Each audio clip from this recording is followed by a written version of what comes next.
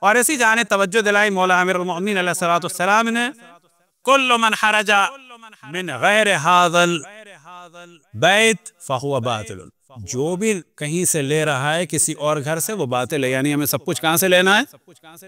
یہ ہے تولا، وہ ہے تبرع۔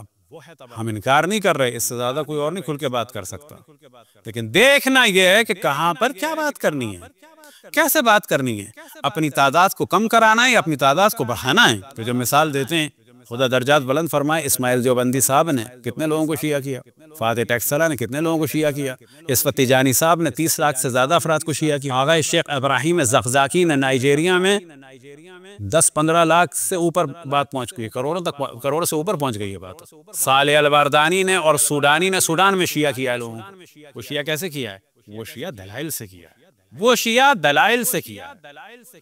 اب اگر اس کے لیے یاد رکھیں، چند نوجوان بھی جمع ہو جائیں اور اس کے بعد کہیں کہ بھائی ہم اس شخص کو یوں نہیں مانتے کہ اس میں یہ نقص تھا، دلیل یہ خطا، یہ کہا جائے گا واقعی یہ ائمہ علیہ السلام کی خدمت کر رہا ہے، یہ کہا جائے گا واقعی یہ شخص جو ہے وہ محب اہل بیت ہے، اس کے بارے میں کہا جائے کہ واقعی یہ شخص جو ہے وہ تبرع بھی کر رہا ہے اور تولا بھی کر رہا ہے۔ صلوات پڑھیں بر محمد والے ماں۔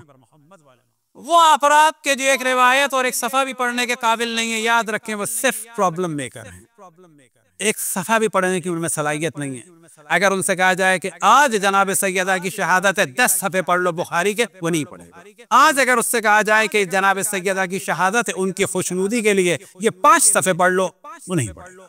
وجہ کیا ہے؟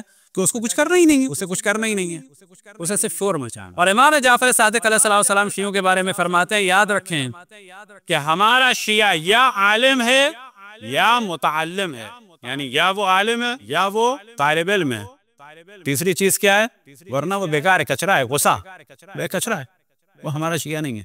ہمارا شیعہ یا عالم ہے یا متعلم ہے، تیسری چیز کیا؟ کچرا، وہ کچرا ہے، وہ ہمارا شیعہ نہیں، کچرا ہے، وہ غصہ کچرا۔ بس شیعہ کی علامت یہ ہے کہ یاد رکھیں کہ جو آپ ڈاکٹر انجینئر ہیں، جو کچھ بھی ہیں، اگر اہل بیت علیہ السلام سے محبت ہے تو چاہے مہینے میں ایک دن ہو اہل بیت کے دفاع کے لیے کچھ سیکھیں، اور چاہے مہینے میں ایک دن ہو دشمنان اہل بیت کو ذلیل کرنے کے لیے کچھ سیکھیں۔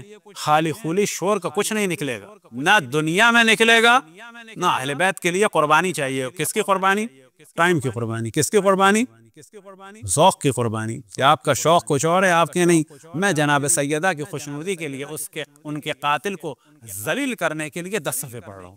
میں نے جناب سیدہ سے توسل کیا ہے کہ آپ کے قاتل کو ذلیل کرنے کے لیے اس فلانی کتاب کے ہفتے میں 10 صفحے پڑھوں گا۔ میں نے جناب سیدہ سے معاہدہ کیا ہے کہ مجھے اتنی زندگی دیں کہ ان کے قاتل کو، آپ کے قاتل کو رسوا کرنے کے لیے اس کتاب کو ختم کر سکوں۔